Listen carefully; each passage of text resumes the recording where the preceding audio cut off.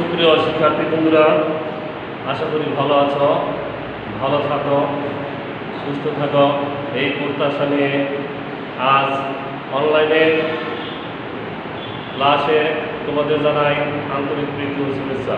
আমি রতন চন্দ্র মণ্ডল, সাতটা সরকারি উচ্চ বিদ্যালয়, ক্যানিগঞ্জ, ঢাকা। আজ অষ্টম শ্রেণীর বাংলা পত্রপত্র পাঠ শিরোনাম আমাদের লোকশিল্প। আজকে বিষয় হলো আমাদের লোকশিল্প। লিখেছেন কামরুল হাসান। কামরুল হাসান সম্পর্কে আজ আমরা জানব। তার আগে আমরা একটু মাদক সম্পর্কে বলি যে মাদক কেউ যদি গ্রহণ করে তাহলে মারাত্মক ক্ষতি হয়। এই মাদকের ব্যাপারে আমাদের সবাইকে সচেতন থাকতে হবে। অন্যকে মাদক গ্রহণ করতে দেব না, নিজেরা মাদক গ্রহণ করব না। তোমরা এইদিকে সবাই সজাগ থাকবে এবং যদি কেউ মাদক গ্রহণ করে বা সেবন করে এই ধরনের তথ্য পেলে ঊর্ধ্বতন কর্তৃপক্ষকে জানাবে। শিক্ষার্থী বন্ধুরা, তাহলে আমরা শুরু করি। আমাদের লোকশিল্প লিখেছেন কামরুল হাসান। কামরুল হাসান সম্পর্কে আজ আমরা জেনে নেই। কামরুল হাসান 1921 খ্রিস্টাব্দে কলকাতায় জন্মগ্রহণ করেন। তিনি একজন খ্যাতিমান শিল্পী। কেমন শিল্পী? চিত্রশিল্পী। তিনি তার আঁকা ছবিতে এদেশের লোকজ জীবনের নানা উপকরণ আমাদের ঐতিহ্য সচেতন করে লোকশিল্প সংরক্ষণ তার প্রচেষ্টা ছিল প্রশংসনীয়।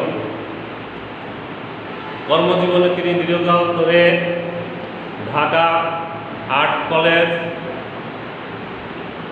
অর্থাৎ আর্ট ইনস্টিটিউটে তিনি নিয়োজিত ছিলেন দীর্ঘদিন এবং তিনি ক্ষুদ্র কুটির শিল্পের ডিজাইনার হিসাবে অর্থাৎ নকশাবিদ হিসাবে নিযুক্ত ছিলেন।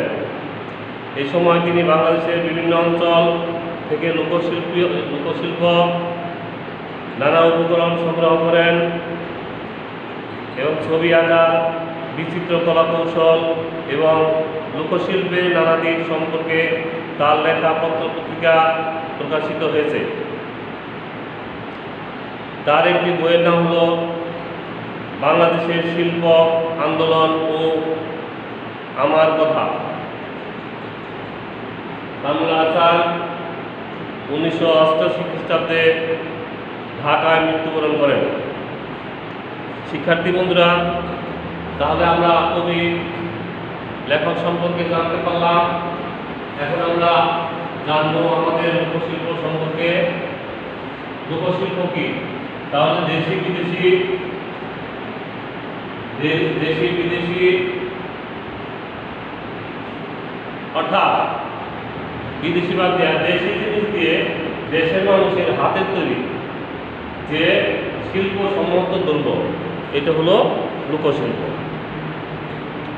তাহলে লোকশিল্প সম্পর্কে আমরা প্রবন্ধটা একটু দেখে নিই। খাদ্যশস্যের পরে বাংলাদেশের মানুষের জীবনের সঙ্গে যে জিনিসটি নিবিড়ভাবে জড়িয়ে আছে সেটি হলো আমাদের কুটির শিল্প। এক সময়ে ঘর গৃহস্থ ক্রীড়ানিত্য ব্যবহারের সব জিনিসই এদেশের গ্রামের কুটিরে তৈরি হতো।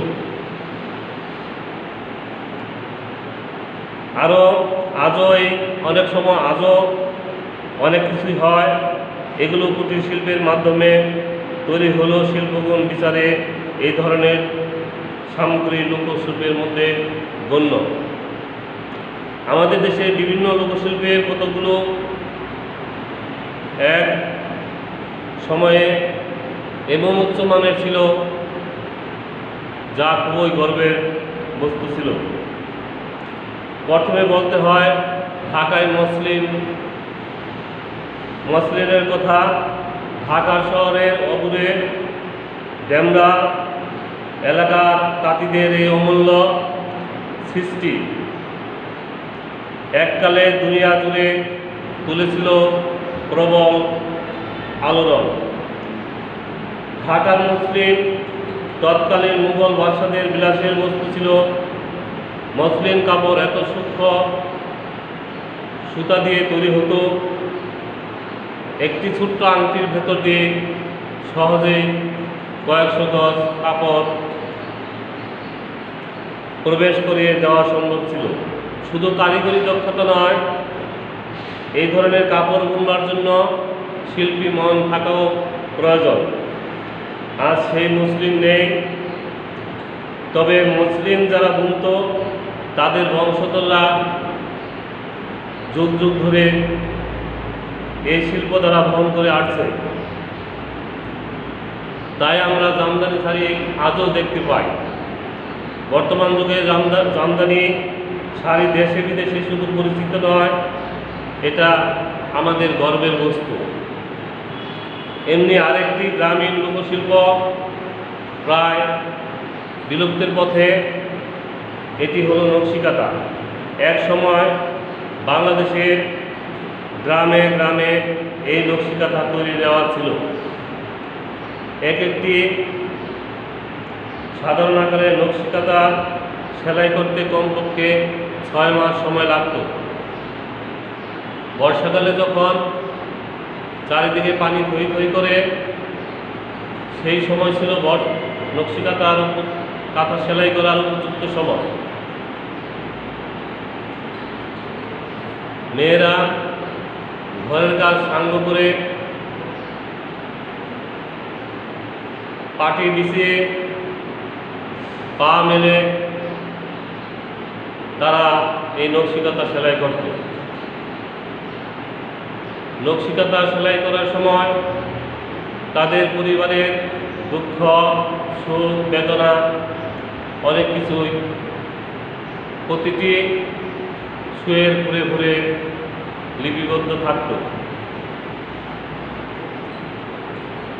নকশিকাঁথা শুধু নকশাই নয়, এটা শিল্পগুণ বিচারে অনেক ঐতিহ্য বহন করে আসছে।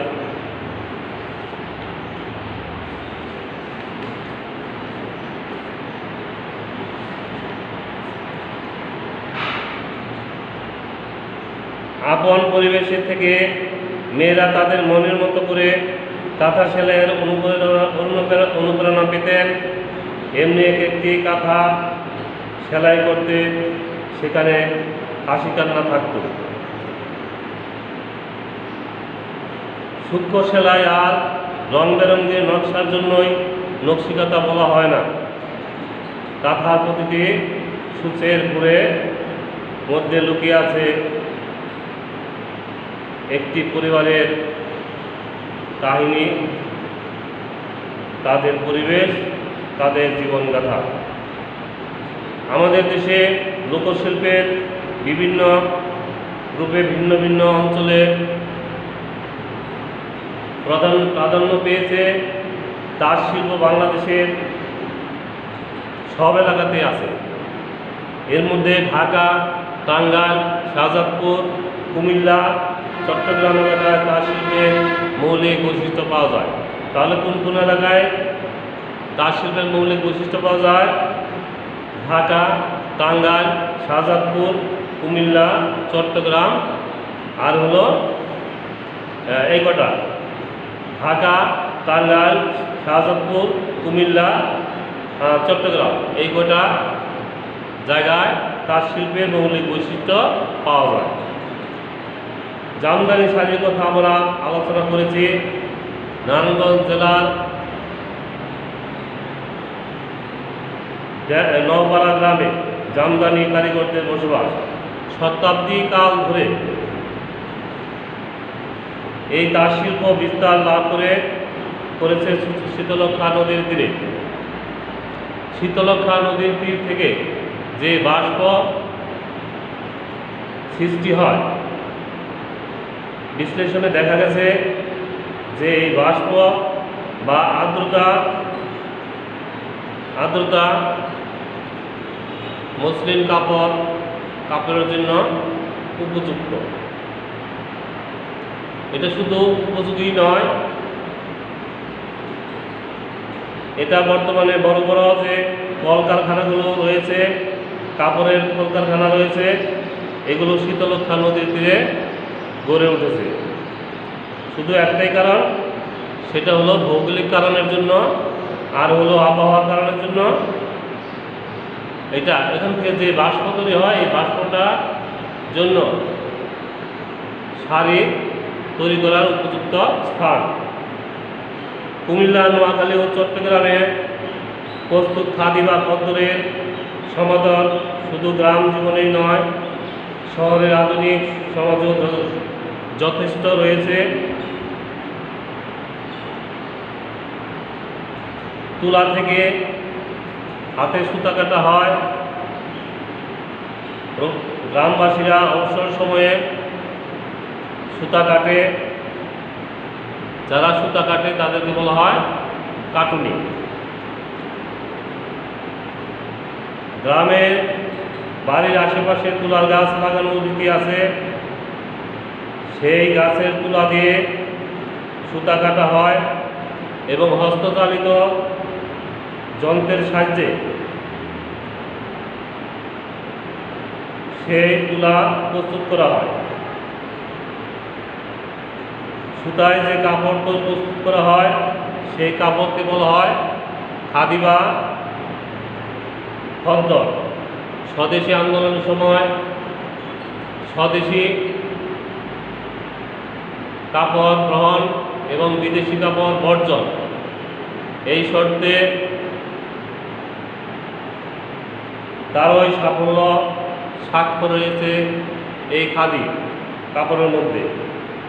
পার্বত্য চট্টগ্রাম, রাঙ্গামাটি, বান্দরবান, রামগড় এলাকায় চাকমা, কুকি ও মুরাং মেয়েরা এবং সিলেটের মাসিমপুর অঞ্চলের মণিপুরী মেয়েরা তাদের নিজেদের পুরুষদের পরিধেয় বস্ত্র বুনে থাকে।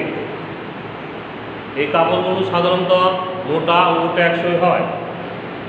নকশা, রং ও বুনন কৌশল সবই তাদের নিজস্ব ঐতিহ্য অনুযায়ী হয়ে থাকে। শিক্ষার্থী বন্ধুরা,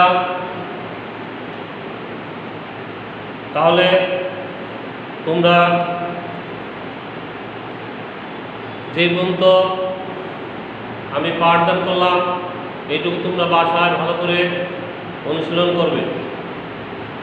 তাহলে আমরা একটু ওই শব্দার্থগুলো জেনে নেই। নিবিড় শব্দের অর্থ হল ঘনিষ্ঠ। পণ্য শব্দের অর্থ পণ্য বিক্রি করা যায় এমন জিনিস। অমূল্য, অমূল্য শব্দের অর্থ হল মূল্য দিয়ে যা বিচার করা যায় না। সাঙ্গ, সাঙ্গ শব্দের অর্থ শেষ। ঐতিহ্য, অতীতের গর্ব ও গৌরবের বস্তু। লোকশিল্প, দেশি জিনিস দিয়ে দেশের মানুষের হাতের তৈরি শিল্পসম্মত দ্রব্য। তাহলে সেটা থেকে আমরা বলে নিবিড় শব্দের অর্থ ঘনিষ্ঠ, পণ্য শব্দের অর্থ পণ্য করা যায় এমন জিনিস, অমূল্য শব্দের অর্থ মূল্য দিয়ে যা বিচার করা যায় না। সাঙ্গ শব্দের অর্থ শেষ। ঐতিহ্য শব্দের অর্থ অতীতের গর্ব ও গৌরবের বস্তু। লোকশিল্প শব্দের অর্থ হল দেশি জিনিস দিয়ে দেশের মানুষের হাতের তৈরি শিল্পসম্মত দ্রব্য। তাহলে শিক্ষার্থী বন্ধুরা, আমরা একটু কামরুল হাসান কত সালে জন্মগ্রহণ করেন? তোমরা অবশ্যই বলবে যে 1921 খ্রিস্টাব্দে জন্মগ্রহণ করেন। কত সালে মৃত্যুবরণ করেন? 1988 খ্রিস্টাব্দে মৃত্যুবরণ করেন। তিনি দীর্ঘদিন কোথায় অধ্যাপনা করেছিলেন? তিনি দীর্ঘদিন ঢাকা আর্ট ইনস্টিটিউটে অধ্যাপনায় নিযুক্ত ছিলেন।